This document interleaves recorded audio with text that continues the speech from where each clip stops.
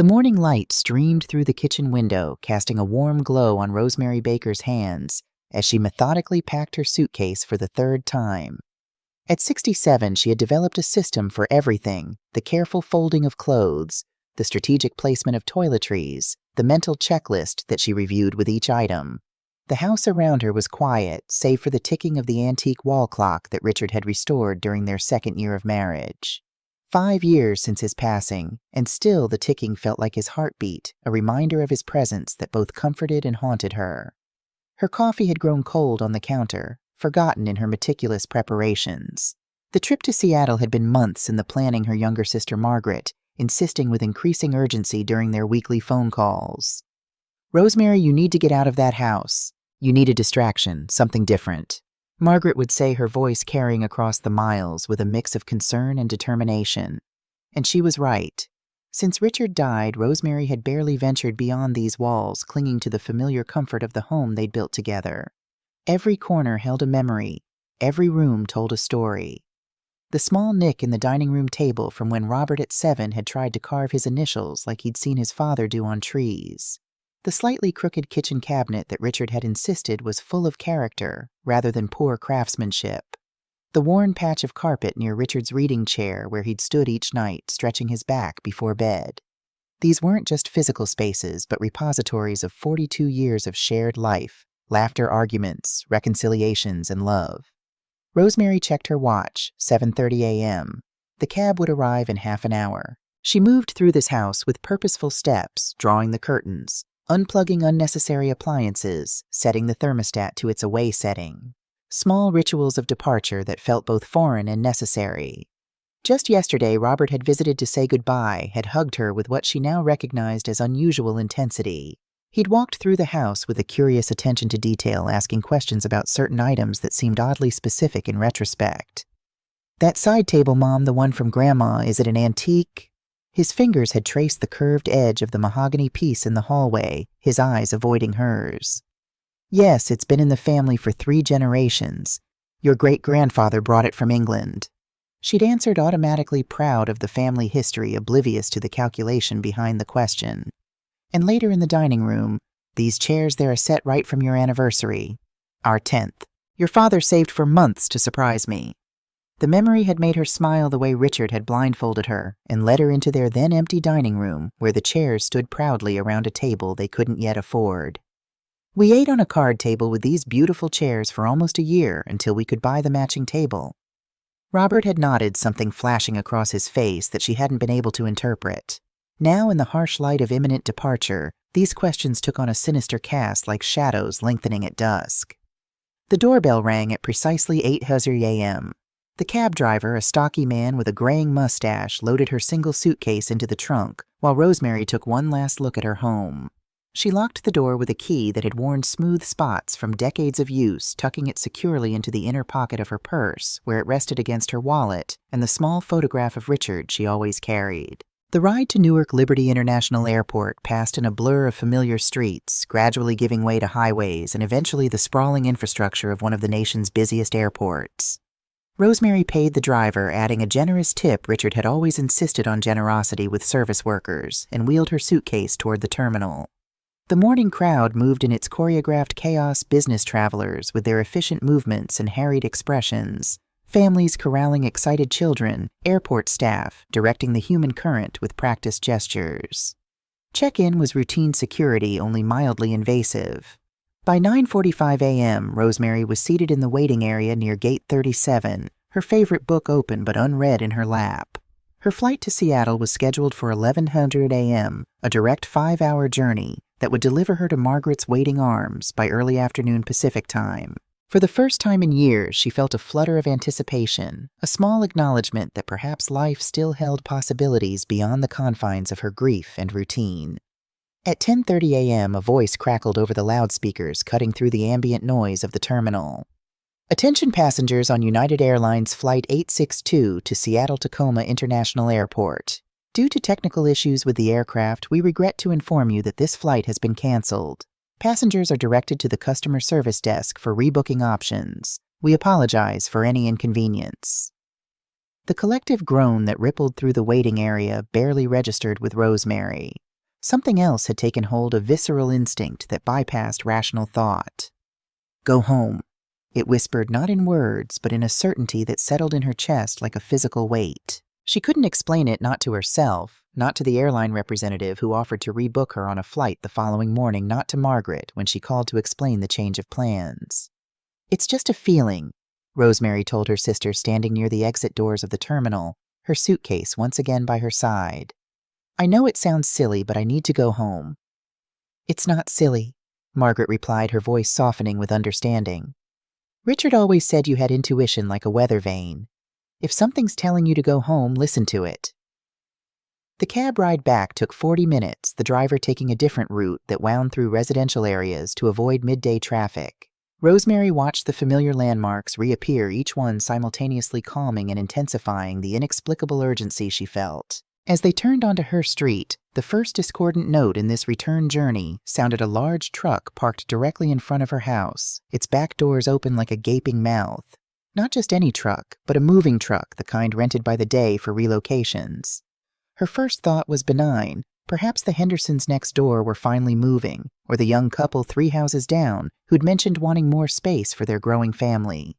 But as the cab drew closer, her stomach twisted with the wrongness of it all. The truck wasn't parked in front of a neighbor's home, but directly in front of her own driveway, its ramp extended to her front walkway.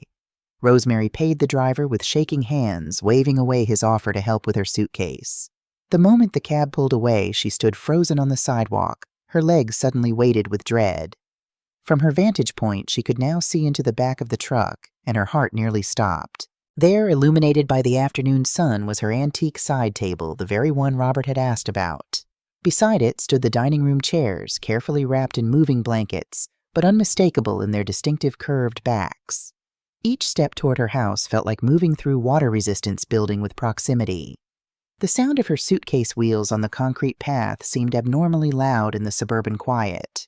And then she saw them, Robert and Patty kneeling at her front door, tools in hand, working on the lock with focused determination. They hadn't noticed her approach, so intent were they on their task. For one suspended moment, Rosemary's mind refused to process the scene before her. These were people she loved, her only son and his wife of 3 years. This was her home, secure, locked, protected. These were her possessions, treasured, meaningful, hers. The pieces couldn't assemble into a coherent picture because the resulting image was too painful to acknowledge. The spell broke with her voice emerging with a force that surprised even her. "What is going on in my house?" The words tore from her lungs, propelled by shock and betrayal.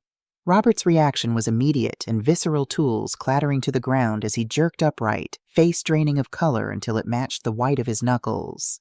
Patty remained frozen, screwdriver still clutched in her manicured hand, mouth opening and closing without producing sound. "Mom, you weren't supposed to be traveling for 2 weeks. The words tumbled from Robert, sweat beading on his forehead despite the mild temperature. "My flight was canceled." Rosemary's voice shook a tremor that originated somewhere deep in her chest, where shock was rapidly crystallizing into rage. "But that doesn't answer my question. What are you doing trying to break into my house?" "Mother-in-law, we just wanted to..." Patty's normally confident voice faltered, her eyes darting nervously between the truck and Rosemary, searching for an explanation that wouldn't condemn them. "You just wanted..." What Rosemary's voice climbed an octave. "You just wanted to break in and rob me. You just wanted to take my things while I was gone." Her gaze swept to the truck again, cataloging more of her possessions visible in its depths. Boxes, bags, items wrapped in protective coverings. "How long have you been planning this? How long have you been waiting for me to leave so you could empty my house?" "It's not what you think, Mom." Robert found his voice, though it emerged weak and unconvincing. "We can explain it." "Then explain it." Rosemary crossed her arms, fighting to control the trembling that threatened to overtake her body. "Explain why my own son is trying to force his way into my house. Explain why there's a moving truck full of my belongings. Explain why I feel like my heart is breaking into 1,000 pieces right this instant." Robert exchanged a glance with Patty, a silent communication that spoke volumes. This wasn't impulsive. This wasn't a misunderstanding. This was calculated, planned, deliberate, the perfect moment seized for execution. "Mom, let me explain." Robert took a step toward her, but Rosemary instinctively backed away. That small gesture of rejection seemed to wound him more deeply than any words could have. Things have been tough for us lately. His voice dropped, eyes fixed on a point just past her shoulder. Tough. The word escaped as a bitter laugh. And that gives you the right to steal from me. We're not stealing from you. Patty finally found her voice defensive and almost aggressive despite their compromised position. We're family. We thought you could help us. By breaking into my home while I'm supposed to be away. By taking my things without asking. Rosemary's voice broke the enormity of the betrayal, finally crashing through her shock. If you needed help, you could have asked, I'm your mother, Robert. Your mother, not a stranger on the street that you can rob when convenient. Robert's face crumpled, the familiar lines of his features, Richard's straight nose, her own determined chin contorting with shame. We didn't think you'd understand. The bills have been piling up. Patty lost her job and my commissions have been down. We're 3 months behind on mortgage payments. The bank is threatening foreclosure. So you decided theft was the answer, taking the few precious things I have left without even the courtesy of a conversation. Rosemary stepped past them to her front door, noting with grim satisfaction that they hadn't managed to breach the new lock she'd installed just 2 weeks prior, a security upgrade prompted by a series of break-ins in the neighborhood. We were going to tell you we'd put them in storage for safekeeping. Patty's explanation rang hollow, her usual poise crumbling under Rosemary's steady gaze. That there had been burglaries in the area while you were away. Storage, Rosemary repeated the word, letting its absurdity hang in the air. And what about the items already missing my mother's jewelry? The watches your father collected, were those in storage, too? The guilty flash across Robert's face confirmed what she hadn't fully allowed herself to acknowledge. This wasn't the first theft, merely the most brazen. The smaller disappearances over recent months' items she'd convinced herself she'd misplaced or forgotten about had been the prelude to this wholesale clearing out. With a clarity that cut through her emotional turmoil, Rosemary reached for her phone. I'm calling the police. Mom, you can't. Robert's panic was immediate, his hand reaching for her arm but stopping short of actual contact. Please, we're family. Family doesn't steal from each other. Rosemary's fingers were surprisingly steady as she dialed. Family doesn't betray each other's trust. The next hours unfolded in a surreal procession. The police officers, one older with kind eyes, one younger with careful professionalism, took statements, cataloged items found in the truck, photographed the door where Robert and Patty had attempted to break in. Neighbors watched from windows and porches, their presence both intrusive and oddly comforting. Rosemary answered questions with mechanical precision, her emotional response suspended in a protective numbness.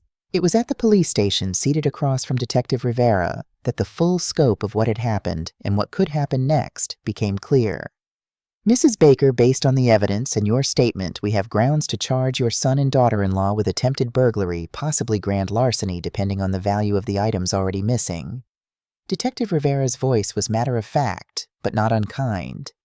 However, given the family relationship, you have options. You can press charges formally, or we can explore alternative resolutions. Rosemary stared at her hands, noticing with detached interest how the veins stood out more prominently than they had just that morning. What kind of alternative resolutions? A formal agreement for restitution. Your son and his wife would commit to repaying the value of items taken with specific terms and timelines. If they fail to comply, you retain the right to press charges later. Detective Rivera slid a form across the desk. It would need to be properly documented and witnessed. Rosemary considered this, her mind working through implications with surprising clarity. How would we determine the value? You'd provide a list of missing items with estimated values. We'd document what was recovered from the truck today. The difference would form the basis of the restitution amount. A plan began to form in Rosemary's mind, not from vengeance, but from a deep certainty that consequences were necessary, that this moment required a response that would either rebuild or permanently sever her relationship with her son. I want to speak with them, she said finally. Robert and Patty sat across from her in the small conference room, both looking diminished under the harsh fluorescent lighting. Robert's eyes were red-rimmed. Patty's makeup had smudged from repeated dabbing at tears that seemed more prompted by their situation than genuine remorse. I've made a decision. Rosemary began, her voice steadier than she'd expected. I'm not going to press charges today. Relief flooded Robert's face, but Rosemary held up her hand to forestall any premature gratitude. However, I am requiring full restitution for everything taken. She placed a notepad on the table between them. I've made an initial list of items I know are missing with conservative estimates of their value. The total comes to approximately $15,000. 15,000, Patty's voice rose sharply. That's impossible. We don't have that kind of money, that's why we… She stopped abruptly, seeming to realize the admission inherent in her protest. That's why you decided to steal from me instead of asking for help. Rosemary finished for her, the words like stones dropping into still water. Well, now you have 30 days to come up with the money. If you do, I won't press charges. If you don't, I will. 30 days, Robert's voice cracked. Mom, that's not possible, even if we sold everything we own. Then you'd better start selling or working or whatever it takes. Rosemary stood gathering her purse with deliberate movements. Detective Rivera has the agreement drawn up. You can sign it or I can press charges immediately. Your choice. As she walked out of the police station into the fading afternoon light, Rosemary felt a curious mixture of strength and exhaustion. The betrayal was a physical ache in her chest, but beneath it lay something unexpected, a steely resolve that reminded her of how she'd felt after Richard's diagnosis when facing the inevitable had required a strength she hadn't known she possessed. Her house felt different when she returned, violated in a way that transcended the physical intrusion. She moved through the rooms with new awareness, noting gaps where familiar objects had stood, feeling the absence of items she had taken for granted. In her bedroom, the jewelry box on her dresser lay open and mostly empty, the few remaining pieces looking forlorn in their velvet compartments. With shaking fingers, she opened the secret drawer at the bottom, her last hope dashed when she found it empty. The locket with Richard's photo, the one possession she treasured above all others, was gone. She sank onto the edge of the bed, the weight of this particular loss finally breaching the emotional dam she'd maintained all day. Tears came in a torrent, sobs racking her body until she could barely breathe. "What would you do, Richard?" she whispered into the empty room.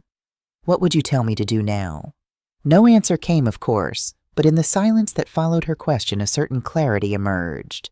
Richard had always been firm about consequences, not punishment, he would say, but the natural result of choices made. He had applied this philosophy to Robert's upbringing, to their marriage, to his own decisions. He would expect no less in this situation. Morning brought resolution and action. Rosemary called a locksmith who arrived promptly at 9, replacing every lock in the house and providing her with new keys that felt unfamiliar in her hand. By noon, she had contacted a security company to install a basic system motion sensors, door and window alarms, a monitoring service.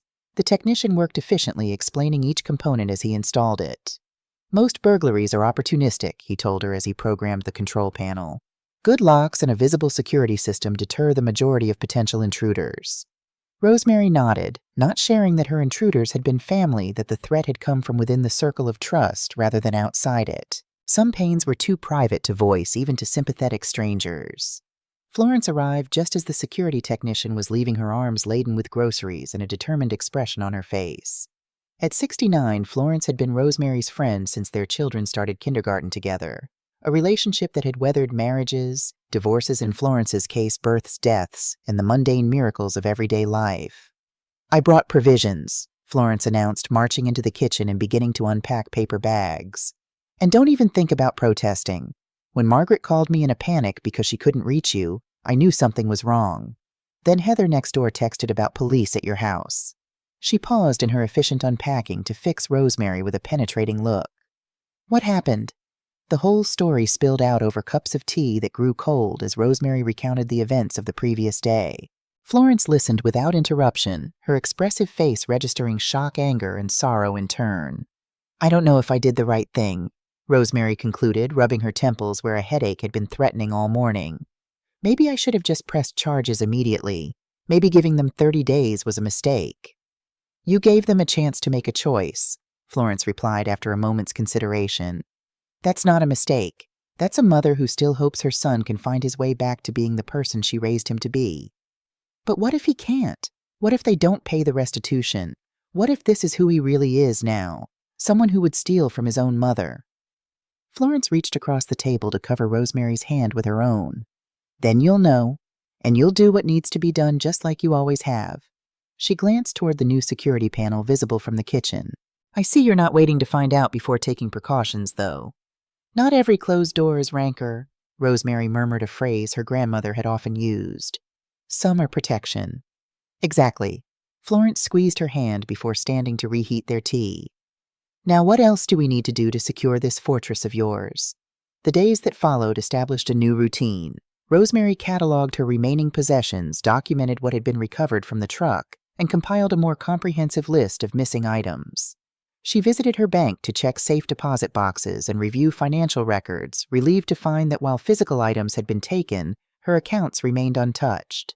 She met with her lawyer, updating her will and establishing power of attorney documents that named Margaret rather than Robert as her representative. Each action was a stitch in the fabric of her new reality, practical, necessary, and oddly empowering. The initial shock gave way to a focused determination that surprised even her. The house, once a repository of memories that sometimes felt like a mausoleum, began to transform into a space that was hers alone, protected and defined by her choices rather than shared history.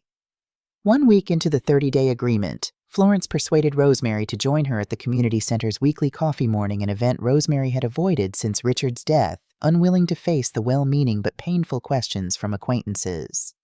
"You need to get out of that house," Florence insisted, an unconscious echo of Margaret's earlier urgings. "Just for a couple of hours. The fresh air and change of scenery will do you good." Reluctantly, Rosemary agreed, dressing with particular care in one of her better outfits, a silent armor against potential pity. The community center bustled with activity, the coffee morning in full swing when they arrived. Familiar faces turned toward them, smiles of welcome tinged with curiosity at Rosemary's unexpected appearance. For the first half hour, conversation remained superficial: local news, upcoming community events, mild gossip about mutual acquaintances. Rosemary began to relax slightly, grateful for the normalcy and the respite from her circular thoughts at home. Then Helen Whitaker approached their table, her perpetually concerned expression more pronounced than usual. "Rosemary, dear, I've been meaning to call. I saw the police at your house last week. Is everything all right?" The question hung in the air, drawing attention from nearby tables. Rosemary felt a momentary panic. She hadn't prepared a public narrative for what had happened. The truth felt too raw, too private to share in this setting. But lies stuck in her throat, impossible to voice. Florence stepped into the silence smoothly. "Rosemary had a security scare, nothing serious, but she's taking proper precautions now. You know how it is these days." Helen nodded sympathetically, clearly hoping for more details, but unwilling to press directly. "Well, if you need anything, the neighborhood watch is always ready to help. We look out for each other, especially those living alone." "Thank you, Helen. I appreciate that." Rosemary managed a smile that felt stiff on her face. After Helen moved on, Rosemary turned to Florence with gratitude. "Thank you for that. I don't think I could have explained without—" She broke off, unable to complete the thought. "Without breaking down or revealing too much," Florence supplied gently. "You don't owe anyone your story, Rosemary. Not until you're ready to tell it, if ever." The remainder of the coffee morning passed without incident, but Rosemary found herself observing the gathered women with new perspective. How many of them had faced betrayals they never spoke of? How many carried private burdens behind their social smiles and careful makeup? The thought created an unexpected sense of connection, a counterweight to the isolation she'd felt since discovering Robert's actions. 2 weeks into the 30-day period, Rosemary found herself sorting through Richard's old desk, a task she'd avoided for 5 years. She wasn't sure what prompted the sudden need to organize these relics of his life, but the activity felt right necessary in ways she couldn't articulate. In the back of the bottom drawer, tucked beneath folders of insurance documents and warranty cards, she found a small, leather-bound journal she didn't recognize. The pages were filled with Richard's distinctive handwriting, not daily entries, but occasional reflections, observations, and concerns spanning the last decade of his life. Several entries mentioned Robert, their tone growing increasingly worried over time. Concerned about R's spending habits, one entry from 8 years prior noted, "Third new car in 5 years, each more expensive than the last." Tried to discuss financial planning, but he brushed it off as old man worry. "Maybe it is, but I see patterns developing that remind me of my brother Thomas, always chasing the appearance of success without the foundation to support it." A later entry was more direct. R&P bought the house in Brentwood. Beautiful place, but well beyond what they can reasonably afford on their current income. Tried again to counsel moderation, suggested they start with something smaller. R accused me of not believing in his potential. Not true, I believe in him completely, but potential doesn't make mortgage payments. Didn't press the issue. Don't want to damage our relationship. We'll talk with Rosemary about setting aside some funds for them just in case. Better to be prepared than right. The final mention, dated just months before Richard's diagnosis, cut Rosemary to the quick, worried about how R will manage when I'm gone. Not financially, we've planned well enough there, but emotionally. He still looks to us, mostly to me, for approval validation, even as he resents the dependence. Never developed the inner compass I hoped he would. Too easily influenced, too concerned with appearances. Patty encourages his worst tendencies rather than his best. Haven't shared these concerns with Rosemary. She sees the best in him always, and perhaps she's right to do so. A father's worries may be nothing more than that. Rosemary closed the journal, her hands trembling slightly. Richard had seen the warning signs years ago, had carried concerns he'd never shared with her out of love and respect for both her and their son. The knowledge wasn't exactly a comfort, but it provided context, a framework for understanding that the recent betrayal wasn't a sudden aberration, but the culmination of patterns long in development. The third week brought an unexpected encounter. Rosemary was leaving the grocery store pushing a cart with modest purchases when she spotted Patty in the parking lot loading bags into a car Rosemary didn't recognize, smaller and older than the luxury SUV Patty had always driven. For a moment, Rosemary considered turning in another direction, avoiding the confrontation. But something propelled her forward, a need to see up close what consequences looked like on the face of someone who had betrayed her. Patty noticed her approach too late to escape her expression, cycling rapidly through shock, embarrassment, and finally a defensive anger. "Come to gloat?" she asked, slamming the car trunk with unnecessary force. "No." Rosemary kept her voice even, surprising herself with her calm. "I came to ask if you and Robert intend to honor our agreement." "As if we have a choice." Patty's laugh was bitter, her normally perfect appearance showing signs of strain. Chipped nail polish hair due for a coloring designer clothes from previous seasons rather than the latest fashions she usually favored. "We've sold nearly everything that wasn't nailed down. Robert's working 2 jobs now. I had to take a position as a receptionist after being in executive sales. Do you have any idea how humiliating that is? About as humiliating as finding your son breaking into your home to steal your possessions, I imagine." Rosemary didn't raise her voice, but the words landed with precision. Patty had the grace to flush. "That wasn't my idea. I told Robert we should just ask you for a loan." "Then why didn't you?" "Because he said you'd make him feel like a failure, that you'd give him the money but at the cost of his pride, that it was better to take what we needed without the lecture and pay you back later when things improved." The justification was so convoluted, so fundamentally dishonest, that Rosemary could only stare in disbelief. "So instead you decided to rob me. That preserved his pride, did it?" "Obviously it was a mistake." Patty's gaze slid away, unable to meet Rosemary's steady look. "But you didn't have to call the police.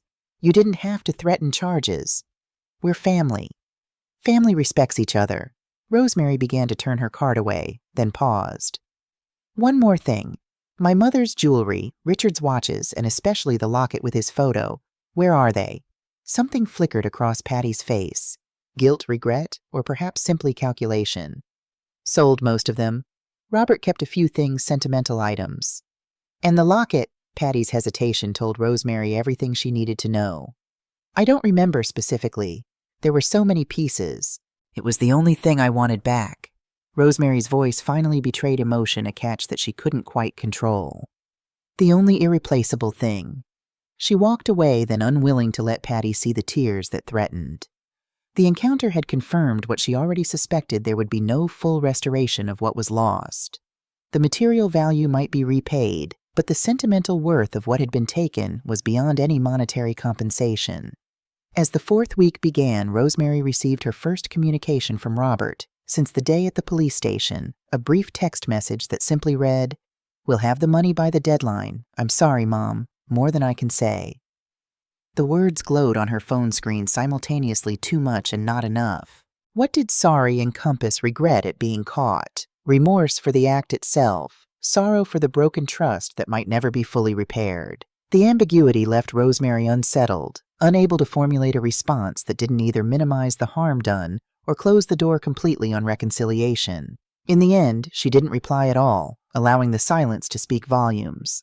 The silence wasn't passive. However, it was a deliberate space, a boundary that Robert would need to respect and eventually cross with more than just words, if healing were ever to begin. The final days of the 30-day period took on a strange tension time, simultaneously dragging and racing toward the deadline. Rosemary found herself alternating between hope and resignation, preparing herself for either outcome. She met again with Detective Rivera, confirming the process should Robert fail to provide the restitution amount. She spoke with Margaret, who offered to come stay with her regardless of how the situation resolved. "You shouldn't be alone for this," Margaret insisted during their evening call. "Whatever happens, it's going to be emotional. Let me be there with you." "I need to do this part myself," Rosemary replied, surprising herself with the certainty she felt. "But I'd welcome your visit afterward, either to celebrate a step toward healing or to comfort me through pressing charges against my only child." "You're stronger than you know, Rosie." Margaret's voice softened with the childhood nickname. "You always have been." On the 30th day, as afternoon shadows lengthened across her living room floor, Rosemary's phone rang. Robert's name flashed on the screen, the first direct call since that fateful day. "Mom!" His voice sounded different, strained, exhausted, but with an undertone of something she hadn't heard in years. "Can I come over? I have what I can give you." "What you can give me?" Rosemary's grip tightened on the phone. "The agreement was for the full amount."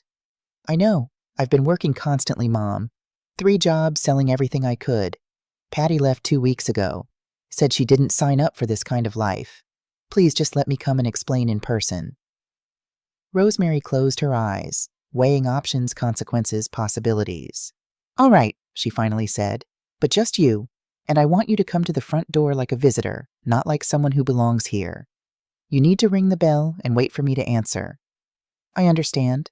The simple acceptance without argument or justification was perhaps the first positive sign in this whole ordeal. An hour later, Rosemary watched through the security camera as Robert approached the front door. He looked diminished, somehow thinner, his shoulders slumped with fatigue, his usually meticulous appearance replaced by simple jeans and a worn button-down shirt. He rang the bell as instructed and stood waiting, his gaze directed at his feet rather than the door. Rosemary took a deep breath, squaring her shoulders before opening the door. For a moment they simply looked at each other, the chasm of betrayal and consequence stretching between them. "May I come in?" Robert finally asked, his voice barely above a whisper. Rosemary stepped aside, wordlessly allowing him to enter, but not offering the hug or kiss on the cheek that would have once been automatic. She led him to the living room, gesturing to the chair across from her usual seat, maintaining physical distance that reflected the emotional gulf between them. Robert sat on the edge of the chair, hands clasped tightly in his lap. From his jacket pocket, he withdrew a thick envelope. "I have $10,000, he said without preamble, placing the envelope on the coffee table between them. "It's all I could get together, even working around the clock. I know it's not the full amount we agreed on. I know you have every right to press charges now." His voice broke slightly. "But I'm asking for mercy, Mom. Not forgiveness, I don't expect that. Just mercy." Rosemary looked at the envelope, then at her son, truly looked at him beyond her hurt and anger to the boy she had raised, the man he had become, and perhaps the person he might still grow to be. "Tell me why I should show mercy when you showed none to me. Tell me why I should believe anything you say now."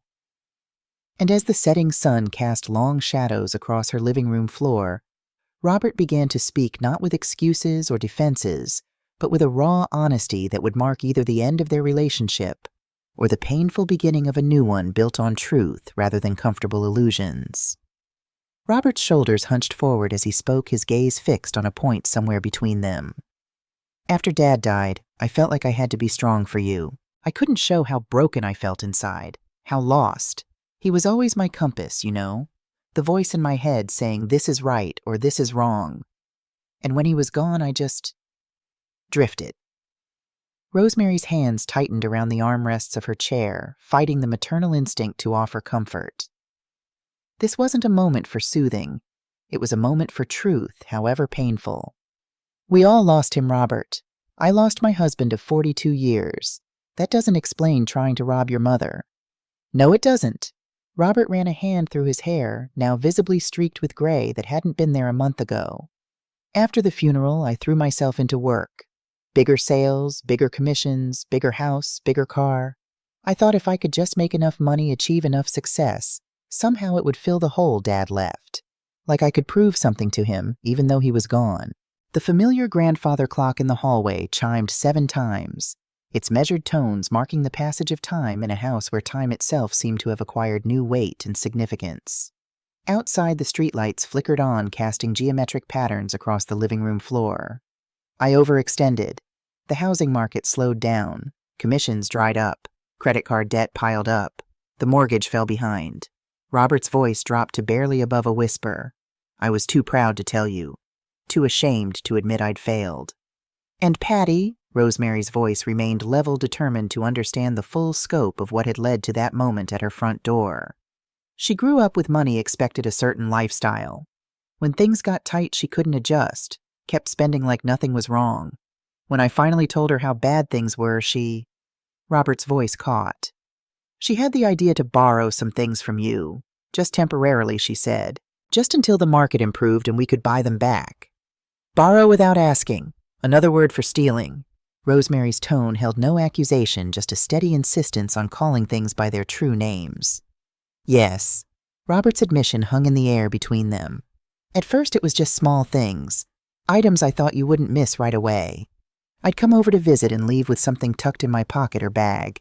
Each time it got a little easier.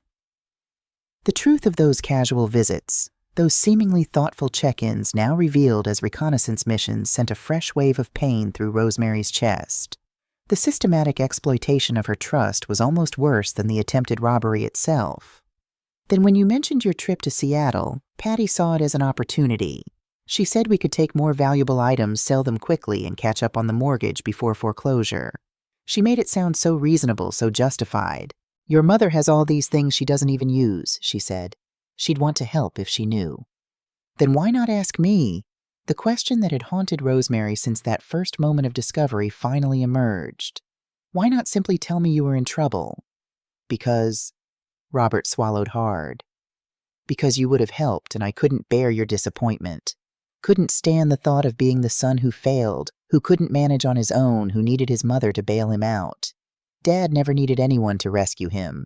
He built everything himself from nothing. Your father would have been the first person to tell you that pride is a poor substitute for honesty. That family means asking for help when you need it. Rosemary leaned forward slightly. Richard wasn't perfect, Robert. He struggled. He made mistakes. He just didn't make them your problem. I know that now. Robert's eyes finally met hers, red-rimmed but clear. These 30 days have been clarifying. Working 3 jobs, barely sleeping, watching my marriage fall apart.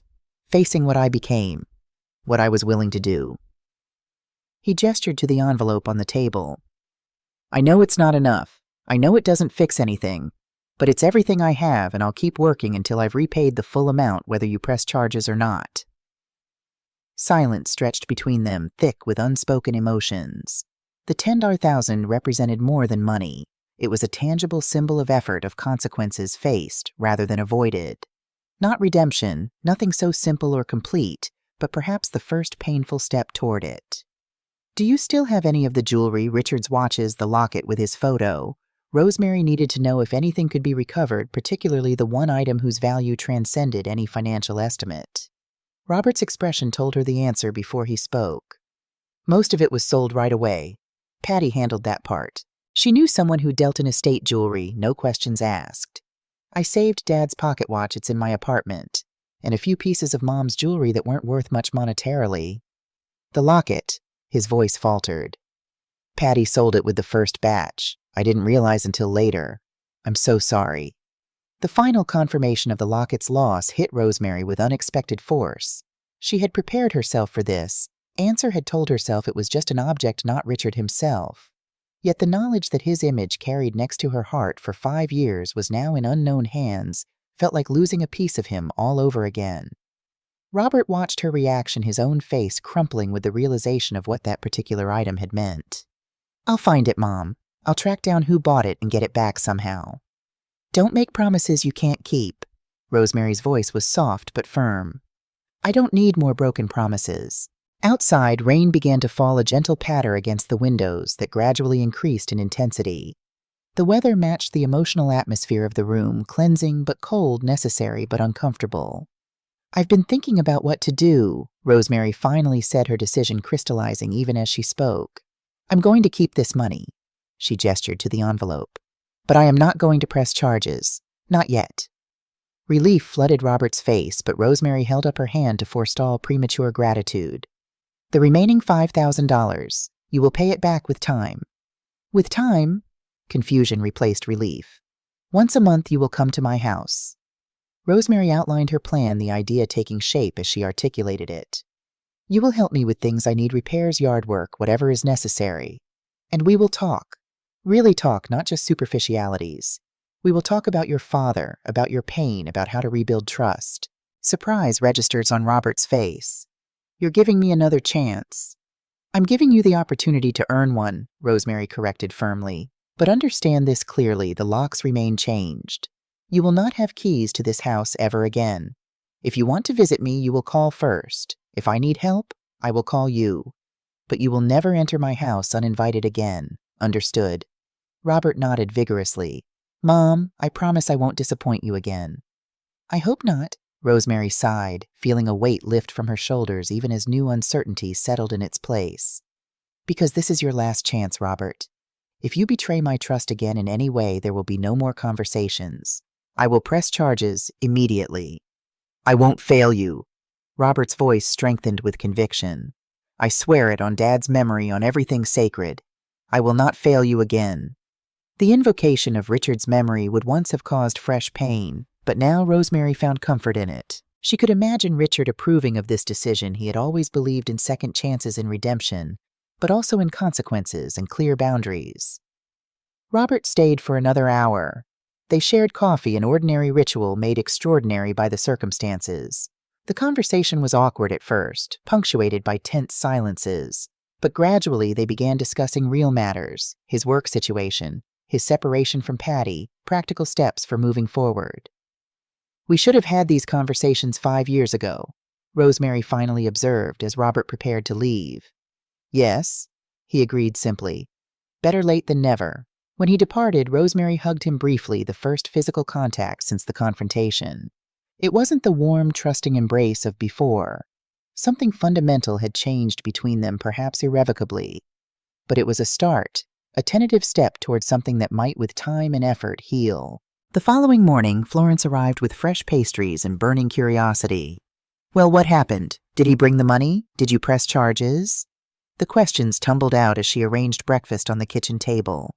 He brought $10,000. Not the full amount, but everything he had. Rosemary poured coffee for them both. I decided not to press charges, at least not now. Are you sure? Florence studied her face carefully. No, Rosemary admitted honestly. I'm not sure of anything, but I am sure that sending my son to jail won't give me back what I lost. It won't return Richard's locket. It won't restore my trust. It would only add more pain to an already painful situation. You're stronger than you think, Florence squeezed her hand. And wiser. I don't feel wise, Rosemary sighed. I feel tired. Forgiveness is tiring, Florence observed. But resentment is more tiring, and resentment lasts longer. The wisdom of that simple statement resonated through the days that followed. Robert kept his word, calling before each visit arriving when promised, working diligently on whatever task Rosemary assigned. He repaired the garden fence that had been broken for months.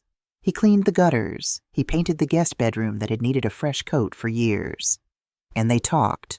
Haltingly at first, then with increasing openness they discussed Richard, not just his death, but his life, the good times and challenging ones. They shared memories Rosemary hadn't realized. Robert treasured fishing trips when he was 10, the model airplane they built together one rainy weekend, the advice Richard offered before Robert's first job interview. Through these conversations, Richard became present again in a new way, not as a ghost to be avoided or an absence to be mourned, but as a shared connection, a foundation upon which something new might be constructed. A month after their agreement, Rosemary invited Margaret to visit as originally planned. Her sister arrived with characteristic energy, her practical nature perfectly complementing Rosemary's more contemplative approach to life's challenges. You look better than I expected, Margaret observed as they settled in the living room after dinner. When you told me what happened, I imagined you'd be broken bitter, Rosemary supplied. I was for a while. Maybe I still am in some ways, but I'm also finding strength I didn't know I had. Richard always said you were the strongest person he knew. Margaret smiled at the memory. Remember how he used to say you could bend without breaking like a willow in the wind? The description, once familiar, struck Rosemary anew. She had never felt particularly strong, had always seen Richard as the family's pillar. Yet here she was, standing firm in the aftermath of betrayal, making difficult decisions, setting boundaries, finding her way forward. "Show me what you've done with the house," Margaret requested. "You mentioned changes." Rosemary led her through the rooms, pointing out not just the practical security upgrades, but the subtle shifts in decor and arrangement spaces previously preserved exactly as Richard had left them, now gently reimagined personal touches that reflected her emerging independence. In the master bedroom, Margaret paused before the dresser where the jewelry box still stood, its emptiness a daily reminder of what had been lost. "Have you thought about buying new pieces for yourself? Not to replace what's gone, but to create new memories." The suggestion startled Rosemary. She had viewed the empty box solely as a symbol of violation, not as potential space for renewal. "I hadn't considered it." "Well, consider it now." Margaret's practical approach cut through melancholy. "You're not just Richard's widow or Robert's mother. You're Rosemary Baker. Maybe it's time to figure out what that means on its own terms." The idea took root, germinating slowly in the weeks after Margaret's visit. Rosemary found herself noticing jewelry in store windows, considering styles she'd never worn before. One Saturday morning, she ventured into a small boutique in town, drawn by a delicate silver necklace displayed in the window. "May I help you?" The saleswoman approached with a friendly smile. "I'm just looking," Rosemary began automatically, then corrected herself. "Actually, I'd like to see that silver necklace in the window." The piece was simple but elegant, a silver pendant shaped like a tree of life on a slender chain. Nothing like the gold locket she'd lost yet, somehow perfect for this new chapter of her existence. "It symbolizes growth and resilience," the saleswoman explained as Rosemary examined it. "Popular for marking new beginnings or overcoming challenges." Rosemary purchased it on impulse, an uncharacteristic decision that felt surprisingly right. Wearing at home, the unfamiliar weight against her collarbone served as a physical reminder of change. Not all of it welcome, but all of it part of her continuing story. 2 months into their arrangement, Robert arrived for his scheduled visit looking more settled than he had since the confrontation. His face had filled out again, the haunted expression gradually replaced by something calmer, more centered. "I found an apartment I can actually afford," he announced as they worked side by side, planting autumn flowers in the front beds. "It's small, nothing fancy, but it's in a decent neighborhood, and the commute to work isn't bad." Work singular. Rosemary noted the change from the 3 jobs he'd been juggling. "I found a full-time position with a commercial real estate firm. Better base salary, less pressure for commissions, more sustainable." His hands moved steadily in the soil, planting marigolds with careful attention. "My old company was all about the big sales, the luxury market. This one focuses on office space retail properties. Less glamorous, but more stable." Rosemary recognized the shift in priorities from appearance to substance, from immediate gratification to long-term stability. These were values Richard had tried to instill, principles that had somehow gotten lost in Robert's rush toward external success. "Your father would approve," she said quietly, then caught herself. "But more importantly, is this what you want?" Robert considered the question with genuine reflection, another change from his former habit of quick, confident assertions. "I think it is. I'm learning that I'd rather sleep well at night than impress people at parties. That took me 40 years and nearly losing everything to figure out, but I'm getting there." The simple honesty of his response touched Rosemary more deeply than any elaborate apology could have. This was the son she'd raised, the person she'd glimpsed beneath the ambition and insecurity that had driven him toward destructive choices. That evening, after Robert left, Rosemary sat in Richard's old reading chair, running her fingers over the worn armrests that still held the shape of his hands. "He's finding his way back," she whispered, imagining Richard could somehow hear. "Not to who he was before, but to who he might become. I think you'd be proud of him. I think I might be too someday." The house creaked and settled around her familiar sounds in a space that was gradually becoming more hers than theirs. The grief of losing Richard would never entirely disappear, but it had evolved into something she could carry without being crushed by its weight. The betrayal by Robert would never be forgotten, but it need not define their relationship forever. Halfway through the 3rd month, Florence arrived unannounced, her expression a mix of excitement and apprehension. "I've been doing some detective work," she announced, settling at the kitchen table with determination. Detective work about what? Rosemary set a cup of tea before her friend. About your locket, the one with Richard's photo.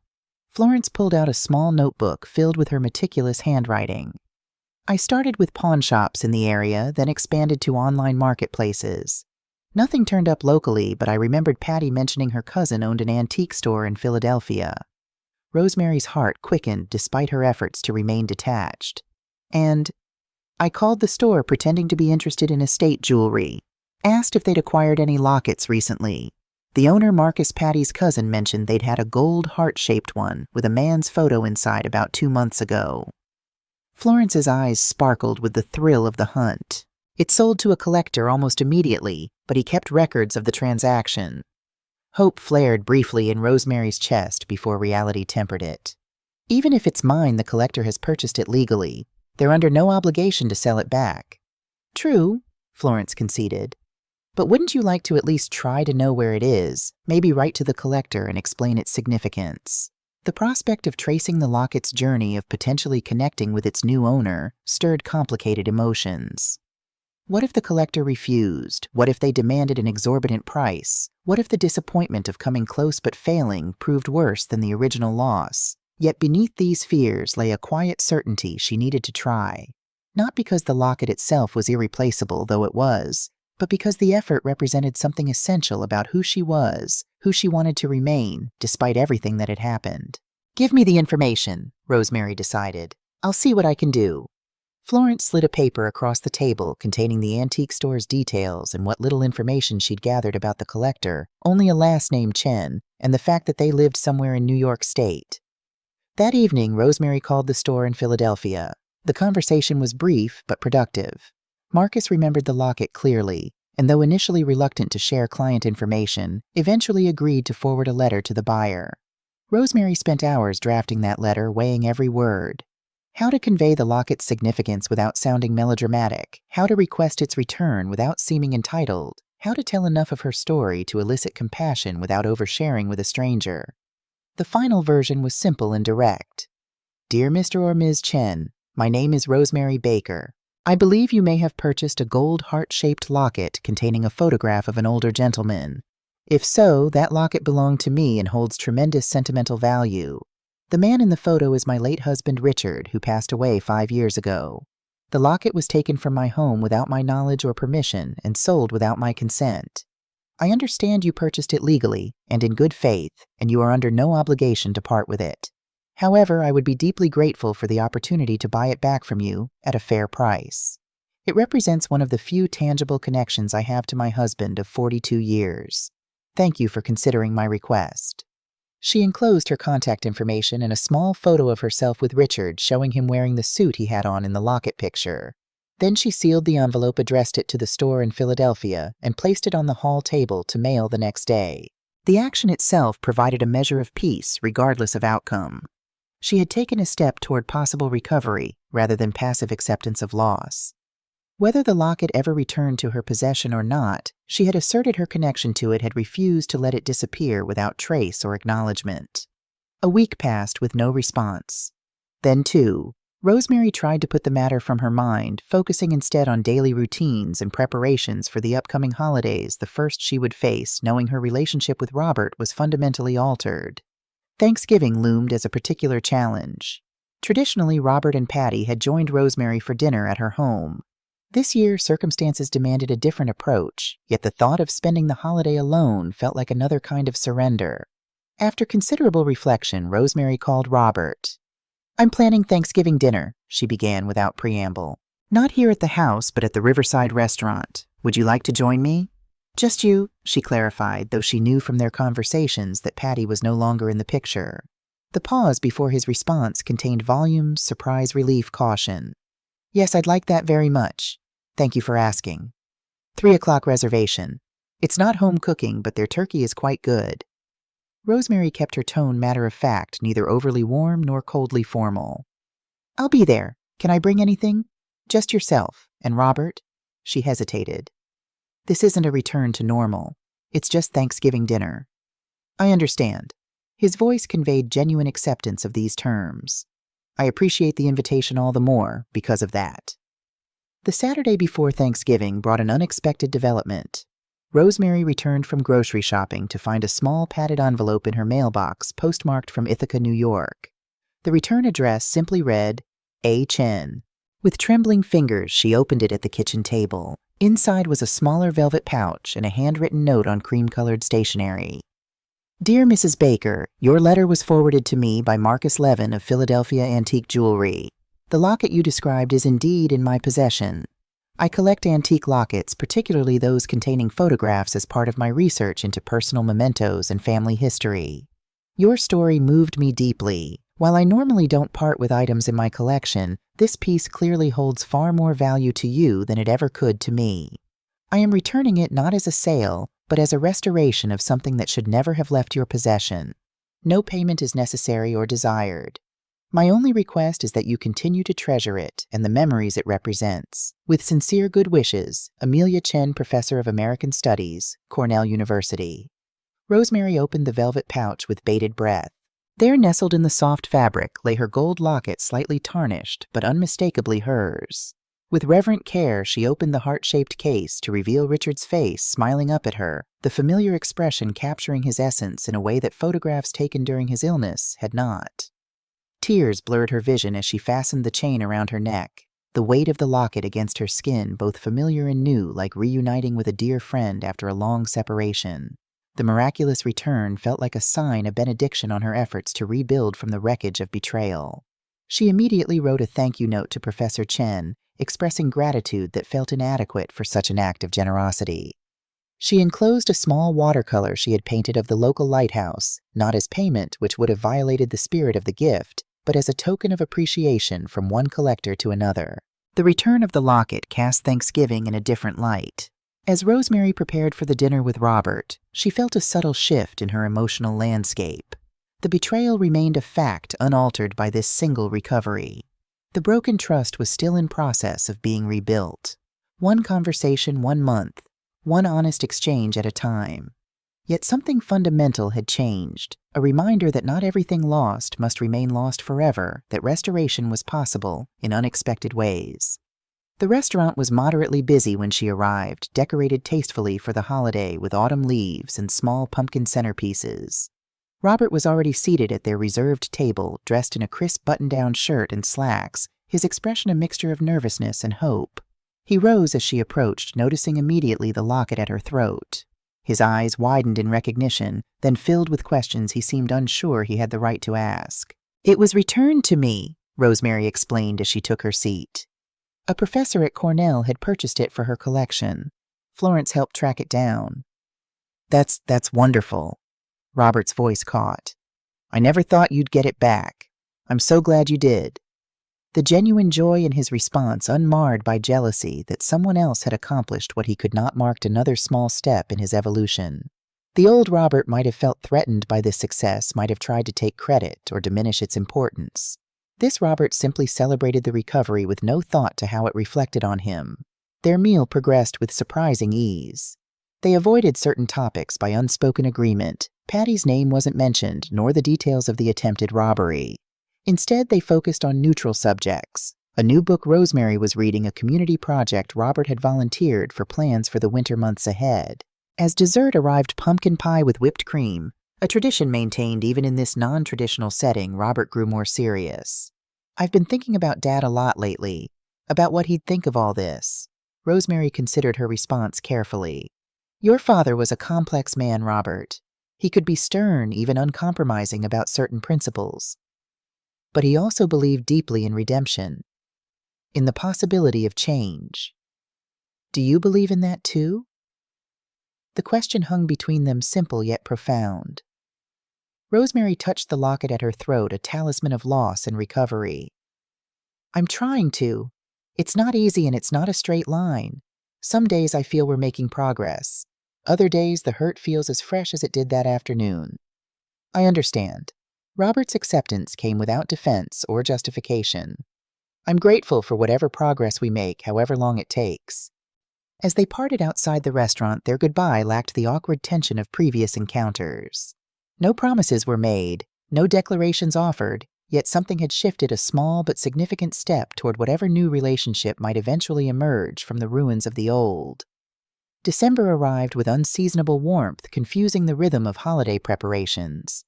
Rosemary continued her cautious re-entry into community life, accepting an invitation to the local garden club's Christmas party and volunteering at the library's annual book sale. These small social engagements, once overwhelming in the aftermath of Richard's death, now felt like welcome connections to a world beyond her private pain. Robert kept his monthly commitment, arriving on the appointed Saturday to help with winter preparations around the house. Together, they cleaned the gutters, checked weather stripping on the doors, and stored the patio furniture in the garage. The physical work provided structure for conversation, allowing difficult topics to emerge naturally within the context of shared activity. "I've been seeing a therapist," Robert mentioned as they folded the patio umbrella. "Started about a month ago. Should have done it years ago after Dad died. Maybe even before that." "What prompted you to start now?" Rosemary kept her tone neutral, neither praising nor questioning the decision. "Realizing I didn't like who I'd become. Wanting to understand how I got there. Not wanting to repeat the same patterns." He secured the umbrella with its cover.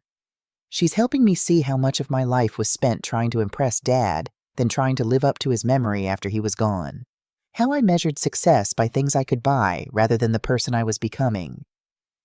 The self-awareness in his assessment struck Rosemary as perhaps the most significant change since their confrontation. Not just remorse for actions taken, but genuine examination of the thoughts and beliefs that had led to those actions. "Your father wasn't perfect, you know." Rosemary handed him the cushions from the patio chairs. "He had his own insecurities, his own struggles. He didn't want to be placed on a pedestal. I know that intellectually, still working on knowing it emotionally." Robert stacked the cushions carefully in the storage bin. "The therapist says that's normal, the gap between what we know and what we feel. The work is in bringing them closer together." Rosemary nodded, recognizing the wisdom in this perspective. She too experienced that gap, knowing Robert was making genuine efforts at change while still feeling the sting of his betrayal. Understanding the locket's return didn't erase what had happened while feeling profound gratitude for its restoration. As December progressed, Rosemary found herself drawn to further changes in the house.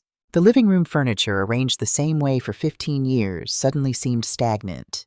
With Florence's enthusiastic assistance, she rearranged the space, creating a more open flow and highlighting the large windows that overlooked the garden. "It feels like a different room," Florence marveled, standing in the doorway to assess their work. "More spacious, more light." "A different room for a different time," Rosemary agreed, surprised by how much the simple change had transformed not just the physical space, but her experience of it.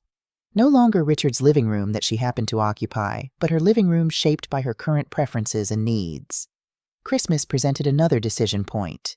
The traditional family celebration at Rosemary's house was clearly inappropriate given the circumstances, yet the alternative, spending the holiday alone, felt unnecessarily punitive to them both. After careful consideration, Rosemary proposed a compromise Christmas Eve dinner at her house, with Florence also invited to provide both additional company and a buffer of sorts. Robert accepted with evident relief, and Florence, always attuned to the undercurrents of their healing relationship, immediately agreed to participate. The evening itself unfolded with surprising grace. Florence arrived early to help with preparations, her practical energy and gentle humor creating an atmosphere where difficult emotions could exist without dominating.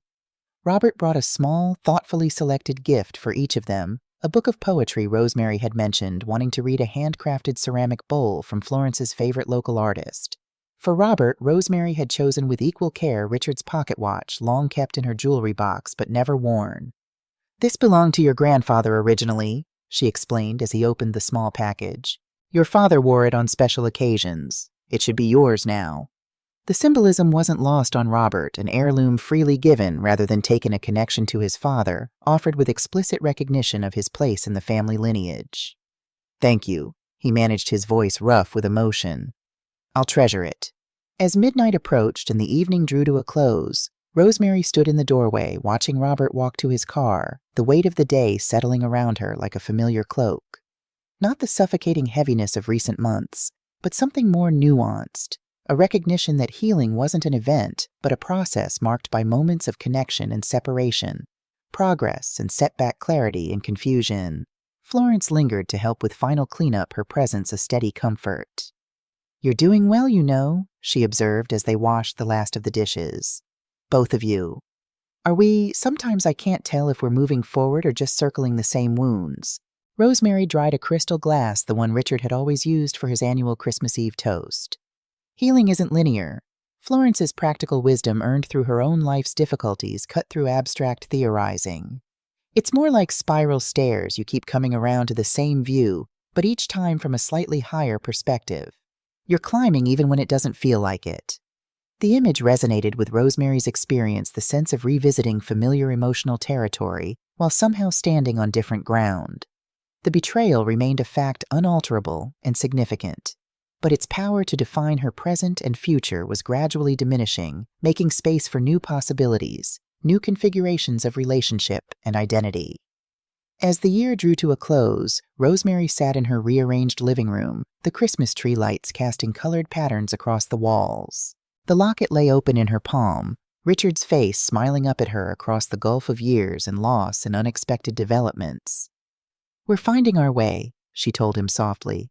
"Not back to where we were, that's gone, but forward to somewhere new. I think you'd understand that. I think you might even approve." Outside, the first snow of the season began to fall, transforming the familiar landscape into something both recognizable and altered, each known contour, softened each familiar edge, gently blurred by fresh possibility. January arrived with a biting cold snap that transformed Rosemary's garden into a crystalline landscape. Icicles hung from the eaves like nature's chandeliers, catching morning light and fracturing it into miniature rainbows across the snow-covered yard. Inside the house hummed with the steady effort of the heating system, creating a warm sanctuary against winter's assault. The new year brought with it a sense of demarcation, a line drawn between what had been and what might be. Rosemary stood at her living room window, coffee mug warming her hands, and watched a cardinal land on the bird feeder Robert had repaired during his last visit. The flash of red against white snow seemed almost too vivid to be real, like a painting rather than life. Her phone chimed with a message from Margaret. "Happy New Year, Rosie. How are you holding up? Still planning to visit in February?" The simple inquiry carried layers of concern and love, a sister's awareness that calendar milestones could reawaken grief or trigger difficult memories. Rosemary composed a reply that was honest without being bleak, doing better than expected. "Yes to February visit, looking forward to Seattle's famous rain after all this snow. House feels different now. I feel different too." The last sentence captured something essential that Rosemary had been struggling to articulate even to herself. The physical changes to her living space, rearranged furniture, new security system, updated paint in several rooms, mirrored internal shifts that were harder to define but no less significant. Boundaries established and maintained. Trust cautiously extended where earned, firmly withheld where not. Identity reformed around who she was now, not only who she had been as Richard's wife or Robert's mother. Florence called that afternoon, her voice carrying the slightly excessive cheer of someone determined to start the year on a positive note. First seniors' lunch of the year at the community center tomorrow, they're promising black-eyed peas for luck. "You're coming, right?" 6 months ago, Rosemary would have declined automatically, finding the prospect of group socializing too demanding. Now she checked her calendar empty except for a library book due date and made a decision that still felt mildly revolutionary. "Yes, I'll be there. Should I bring anything?" "Just yourself. And maybe wear that new scarf you bought, the blue one brings out your eyes." Florence's encouragement was gentle but persistent, always nudging Rosemary toward re-engagement without pushing so hard she retreated. The seniors' lunch proved unexpectedly enjoyable. 20 or so people from the neighborhood gathered around tables decorated with simple winter centerpieces, conversations flowing easily among those who had known each other for years. Rosemary found herself seated beside Walter Jenkins, a retired high school principal whose wife had passed away around the same time as Richard. "First time I've seen you at one of these," Walter observed as they waited for dessert. His tone held no judgment, just mild curiosity. "First time I've felt ready." Rosemary's admission came more easily than she would have expected, perhaps because Walter's own experience of loss created an unspoken understanding between them. "Took me almost 3 years before I could handle group gatherings." Walter nodded, passing her the coffee creamer. "Everyone has their own timeline. No rushing grief." The simple validation that her withdrawal had been natural, her gradual reemergence equally so, settled something in Rosemary's chest. She had spent so much time wondering if she was grieving correctly, healing at the right pace, that hearing someone else acknowledge the personal nature of the process came as profound relief. Their conversation drifted to other topics, books they'd enjoyed recently, opinions on the community center's upcoming renovation, memories of the neighborhood's evolution over decades. By the time lunch ended, Rosemary had accepted Walter's invitation to join the seniors' book club, which met monthly in the library's community room. "Nothing heavy," he assured her with a wry smile. "We save the Russian novelists for summer when we need something to complain about besides the heat." Driving home through streets lined with snow-laden trees, Rosemary recognized a sensation she hadn't experienced in quite some time: anticipation. Not just for the book club, though, that held its own appeal, but for the unfolding of days that might contain new people, new conversations, new possibilities. The feeling was tentative, easily overshadowed by lingering hurt and caution, but undeniably present, a small green shoot pushing through winter soil. Robert's monthly visit fell on the second Saturday of January. He arrived promptly at 10, stamping snow from his boots on the front mat, his breath visible in the cold air. Rosemary noted he looked healthier than he had in months, the haunted thinness replaced by a more solid presence. Dark circles faded from beneath his eyes. "I brought supplies to check the insulation in the attic," he said, holding up a canvas bag of tools. "With this cold snap, it's a good time to identify any problem areas." The practical task provided structure for their interaction as it had in previous visits. They worked together efficiently, Robert venturing into the attic spaces with a flashlight and thermometer, while Rosemary handed up additional materials as needed. Their conversation remained casual weather observations, neighborhood news, a brief discussion of Rosemary's upcoming Seattle trip. It was only after the work was completed, as they sat at the kitchen table with mugs of hot chocolate, that Robert introduced a more significant topic. "I've been offered a promotion at work, junior partner track." "That's wonderful." Rosemary genuinely meant it, noting the way Robert shared the news without the excessive pride or insecurity that might have colored such an announcement in the past. "It means more responsibility, longer hours initially. The thing is—" He paused, turning his mug slowly between his hands. "It might interfere with our monthly arrangement. I wanted to discuss it with you, rather than just canceling or rescheduling." The consideration implicit in this approach, the recognition that their arrangement was a commitment to be honored, not an inconvenience to be adjusted at will, registered with Rosemary as another marker of change. "We can be flexible with the timing," she said after a moment's thought. "The important thing is maintaining the connection, not the specific day." Relief crossed Robert's face. "Thank you. I was worried you might see it as me trying to back out of our agreement. 6 months ago I might have." Rosemary's honesty felt like its own kind of progress. "But I've seen your consistency, your follow-through. Actions build trust, Robert. Small ones over time." They settled on a new schedule that accommodated his work commitments while preserving the essential structure of their arrangement. As he prepared to leave, Robert hesitated at the door. "I've been meaning to ask, have you thought about what happens when the $5,000 is paid off?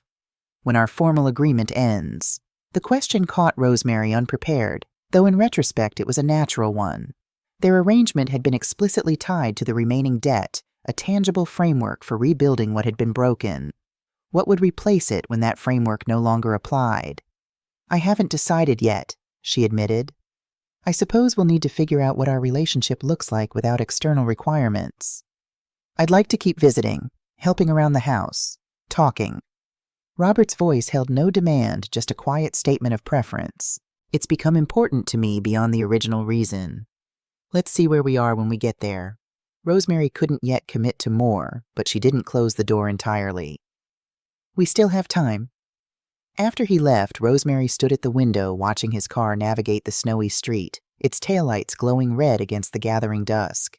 The conversation had unsettled her more than she cared to admit. The structured arrangement with Robert provided clear boundaries, defined expectations, limited emotional risk. What would replace that safety when the formal obligation ended? The question accompanied her through the following week, surfacing at unexpected moments as she prepared for her trip to Seattle. Margaret had suggested a 2-week visit, long enough to truly explore the city and surrounding areas, rather than just making a flying appearance. Rosemary packed methodically, including clothes for various weather conditions and comfortable walking shoes for the urban exploration Margaret had enthusiastically planned. The night before her departure, Florence came over to review final details. "You've got your new security system all set, emergency contacts programmed in your phone neighbor watching for packages." She ticked items off an invisible checklist. "What about Robert? Have you told him you'll be away?" The question gave Rosemary pause. 6 months earlier, she wouldn't have considered informing Robert of her travel plans, the breach of trust still too raw. Now the decision required more nuanced consideration. "I mentioned the trip during his last visit, but I didn't specify dates or give details. Might not be a bad idea to send him a quick text before you go." Florence's suggestion was casual but pointed. "Just so he knows you're out of town if he needs to reach you." "I'll think about it." Rosemary's non-committal response reflected her lingering uncertainty. Trust rebuilt was still trust testing its strength, unsure of its new limits. In the end, she sent a brief message. "Leaving for Seattle tomorrow morning, back on the 4th. Margaret sends her regards." Robert's reply came quickly. "Have a safe trip. Enjoy the West Coast. Let me know if you need anything here handled while you're away." The exchange was unremarkable on its surface, the kind of practical communication family members might routinely share. Yet for Rosemary, it represented a tentative step forward. Not blind trust, not automatic inclusion, but a measured openness to rebuilding normal patterns of interaction where appropriate. Seattle greeted her with exactly the misty rain Margaret had promised, a soft gray envelope of moisture that made everything, trees, buildings, even people's faces, seem slightly blurred at the edges. Margaret's house in the Queen Anne neighborhood offered panoramic views of the city and Puget Sound when the clouds occasionally parted enough to reveal them. "It's not always this gloomy," Margaret assured her as they watched raindrops trace patterns on the living room windows. "February's actually one of our wetter months, but when the sun comes out, there's nowhere more beautiful." The visit unfolded at a pleasant pace, with Margaret balancing touristic outings with quieter days at home. They explored Pike Place Market, rode the monorail to the Space Needle, took a ferry to Bainbridge Island, and spent a rainy afternoon in the Art Museum. Between excursions, they talked about childhood memories, current interests, future plans, and inevitably about the situation with Robert. "You've handled it with remarkable strength," Margaret observed one evening as they shared a bottle of wine by her fireplace. "Not many people would have found that balance between consequences and compassion." "It wasn't strength at first," Rosemary admitted, watching firelight play across her glass. "It was shock, then survival instinct. The strength came later, bit by bit, when I had to decide what kind of relationship I wanted to rebuild, if any." "And what have you decided?" Margaret's question was gentle but direct. "That's still evolving."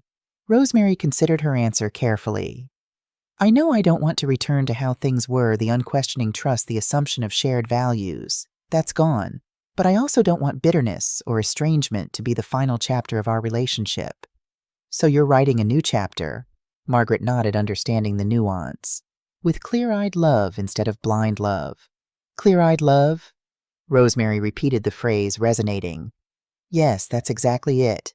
Seeing clearly doesn't mean not loving. It just means loving what's actually there, not what you wish was there." The 2 weeks in Seattle passed quickly, the change of scenery providing perspective that was difficult to achieve in the familiar surroundings of home.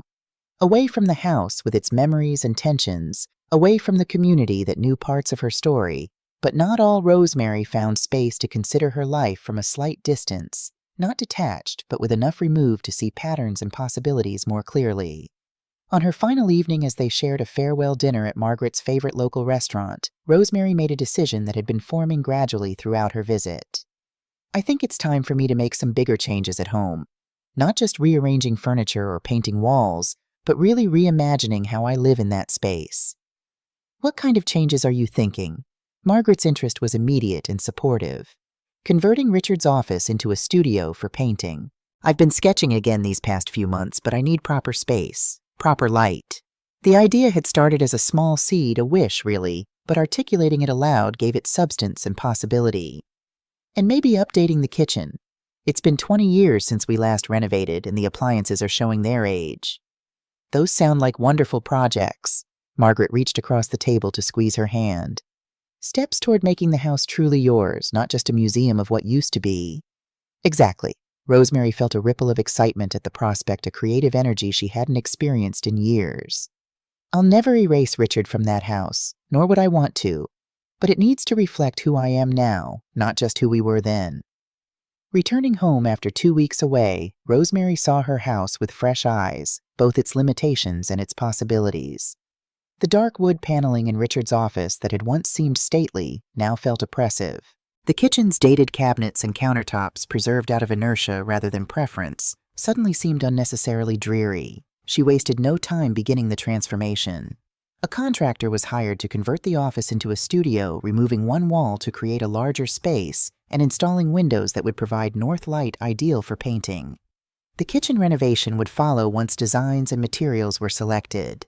These weren't impulsive decisions, but thoughtful reclamations of space, deliberate choices to shape her environment according to her current needs and tastes.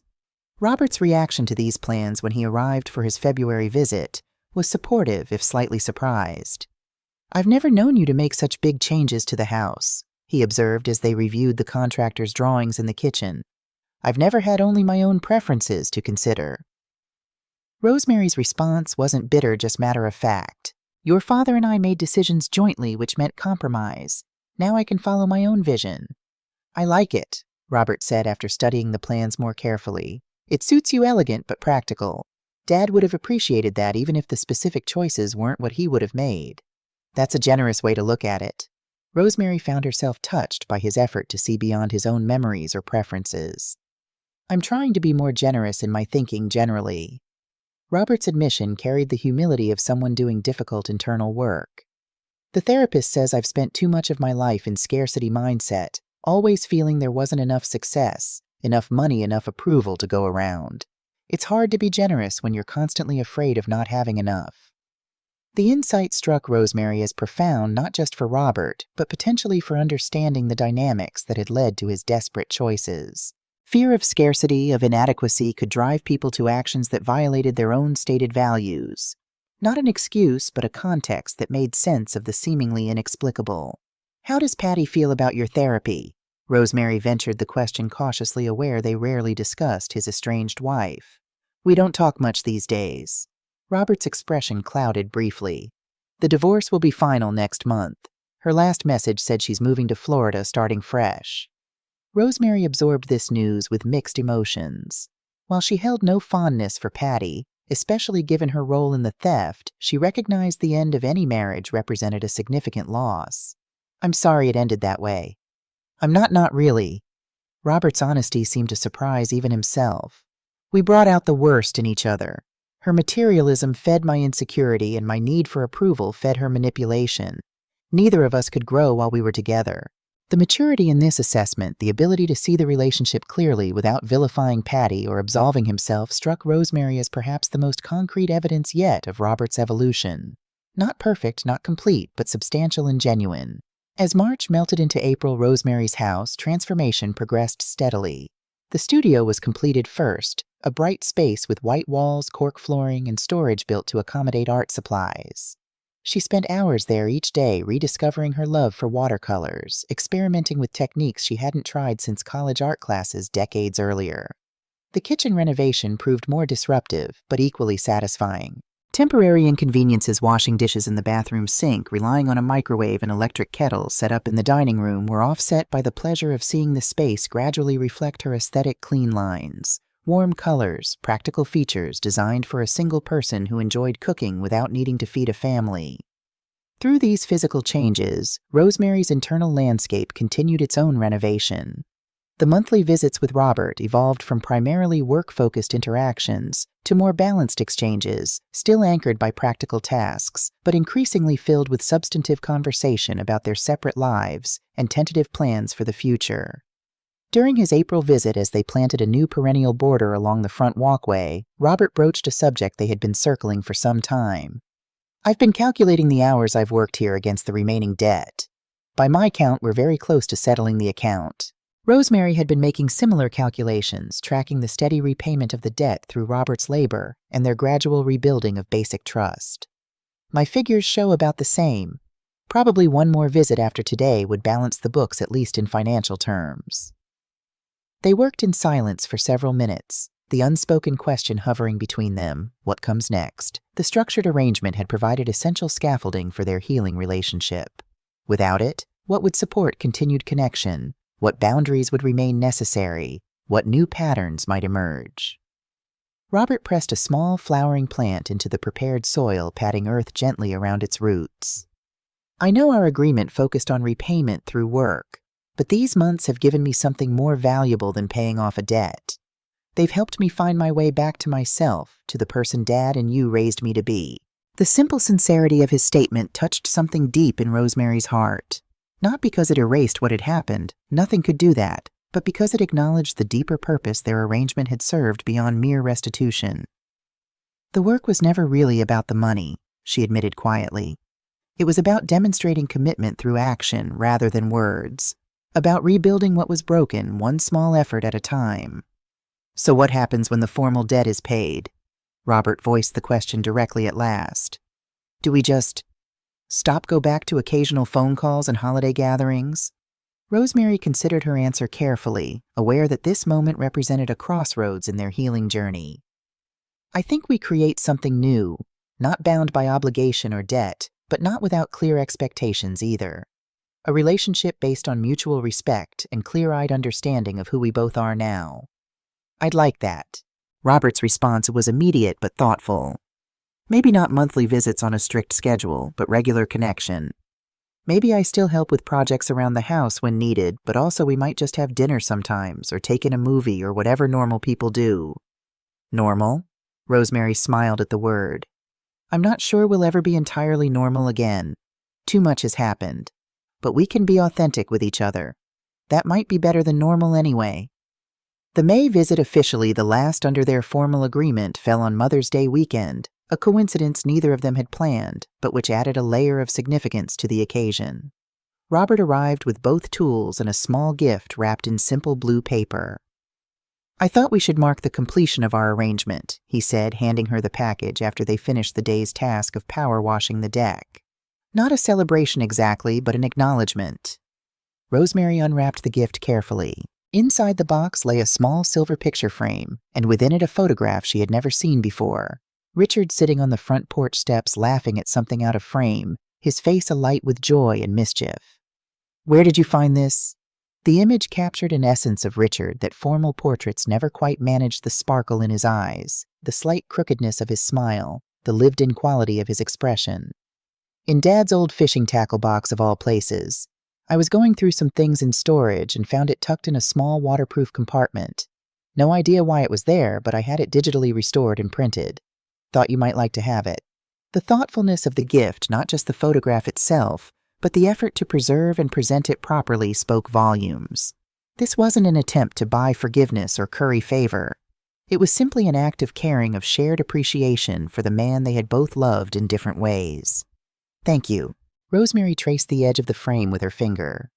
This captures him perfectly, that expression when he was about to tell a joke or share some observation he found particularly clever. They sat in comfortable silence on the freshly cleaned deck, watching evening shadows lengthen across the garden. Birds flitted between newly leafed trees, their songs creating a gentle soundtrack to the moment. So our official arrangement is complete, Robert finally said. Debt paid, at least in that form.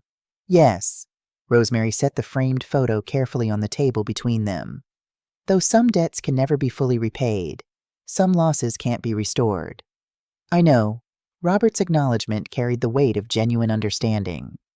I'll regret what I did for the rest of my life, but I hope we can continue building whatever comes next, even with that regret, as part of our story. Rosemary considered his words, weighing them against the journey they had traveled over the past year. The betrayal remained a fact, indelible and consequential, but it no longer defined everything about their relationship. Other facts had accumulated alongside it. Efforts made, commitments kept, growth demonstrated, honesty practiced. I'd like you to come for dinner next Sunday, she said after a long moment. No work involved. Just dinner. The simple invitation represented a watershed, the first purely social engagement she had initiated since discovering his betrayal. Not forgetting, not pretending nothing had happened, but deliberately choosing to create new patterns alongside the memory of broken ones. I'd like that very much. Robert's voice held quiet gratitude rather than triumphant relief. What can I bring? Just yourself. Rosemary smiled slightly. And maybe that blackberry pie from the bakery on Cedar Street, the one with the lattice crust. The week that followed brought the completion of Rosemary's kitchen renovation, a finishing touch to the physical transformation of her home. Standing in the newly remodeled space, bright functional designed entirely to her specifications, she felt a sense of accomplishment that extended beyond aesthetic improvement. She had reclaimed this house room by room, making it truly hers while honoring the memories it contained. Sunday dinner with Robert unfolded without the awkwardness she had half expected. They ate at the new kitchen island, sharing a simple meal she had prepared and the blackberry pie he had brought as requested. Their conversation flowed naturally through various topics, books they'd both enjoyed recently, an upcoming community garden project, Florence's persistent efforts to convince Rosemary to join the senior center's painting class. "You should do it," Robert encouraged when she mentioned Florence's latest attempt. "You've got the studio space now, why not share your rediscovered talent?" Calling it talent might be generous. Rosemary demurred. "And I'm enjoying the solitude of painting just for myself right now." "Fair enough, but keep an open mind." Robert's suggestion carried no pressure, just gentle support. Sometimes sharing what we love creates unexpected connections. As the evening concluded, they established a loose plan for future gatherings, dinner twice a month, perhaps with Robert still available for household projects as needed, but without the formal structure of their previous arrangement. Not quite the relationship they had before the betrayal, but not defined solely by that rupture either. Something new, built on clearer understanding and more honest communication. When Robert left that evening, Rosemary hugged him briefly, a gesture that had gradually returned to their interactions over recent months, though never with the unguarded warmth of before. Physical boundaries, like emotional ones, were being renegotiated carefully, step by cautious step. Alone again, she moved through the quiet house, touching surfaces that now reflected her choices, appreciating spaces she had deliberately transformed. In her new studio, she paused before the easel, where a half-finished watercolor waited a landscape based on a photograph from her Seattle visit, the misty shoreline of Puget Sound, emerging in translucent layers of blue and gray. The painting, like her life, was a work in progress, not complete, not perfect, but taking shape with each intentional stroke, each decision about what to emphasize and what to leave softly undefined. Some areas remained blank, waiting for future attention. Others had been revised multiple times, layers building upon layers to create depth and texture. Rosemary picked up a brush, mixing fresh color on her palette. Working in the quiet evening light, adding detail to a stand of distant trees, she felt a sense of peace that had been elusive for so long. Not the absence of pain or the forgetting of betrayal, but the presence of something stronger, resilience, self-knowledge, the capacity to build something meaningful, even from damaged foundations. Outside her studio window, the garden she and Robert had tended together through the seasons reflected their parallel journey, pruning what needed to be cut back, nurturing new growth where possible, accepting that some losses were permanent while still creating beauty within altered circumstances. The new locks on her doors, once symbols of necessary protection, had evolved to represent something more nuanced, the understanding that healthy love includes boundaries, that respect requires limits, that true connection must be founded on reality rather than illusion. Not every closed door signifies rejection. Some simply define where one person ends and another begins. As darkness fell and Rosemary finally set aside her brushes, she caught a glimpse of her reflection in the studio window, not just her physical self, but a sense of her whole being, shaped by loss and betrayal, but not defined by them. A woman who had faced the unimaginable and emerged not unchanged, but undiminished. Someone who had learned that forgiveness doesn't mean forgetting or pretending, but rather choosing to create new possibilities alongside the memory of what had been broken. The house settled around her with familiar sounds, the ticking of the grandfather clock, the gentle hum of the refrigerator, the occasional creak of floorboards adjusting to temperature changes. Once merely the backdrop to her life, these ordinary noises now represented something profound, a home reclaimed, a life rebuilt, a future still unfolding, one conscious choice at a time.